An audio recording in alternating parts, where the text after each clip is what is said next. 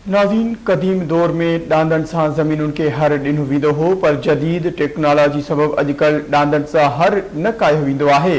पर खिपरे में हारिन ॿीहर डांदन सां हर काहिण शुरू कयो आहे। वधीक तफ़सील हिन रिपोर्ट में।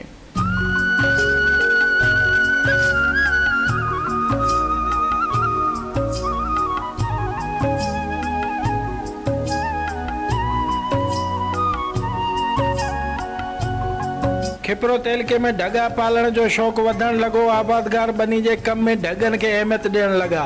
माज़ी में ज़मीननि जो कम ढगन खां वरितो वेंदो हुयो। जदीद मशीनरी जे अचण बैदि समूरी सिंध जिया खिपरे तेलके में बि ढगा पालण जो शौक़ बिल्कुल खत्म थी वियो हुयो, जेको हिकु भेरो ॿीहर आबादगारनि में ढगा पालण जो शौक़ वधण लॻो आहे। तंहिं अॻु ढगे जो वॾो कमु हूंदो हुयो। हर कमु माण्हू ढगे ते कंदो हुयो, जेको खेड़ीअ खां वठी हलर खां वठी गाह खां वठी उन खां पोइ बार ढोअण खां वठी मार्केट ताईं अनाज रसाइण लाइ हर शइ में ढगो कमु ईंदो हुयो। हाणे जेको एॾो ढगो हणण लॻो नायाब थी वियो। ट्रैक्टर त हिकिड़ो 70 लख 80 लख खां टिपी वियो।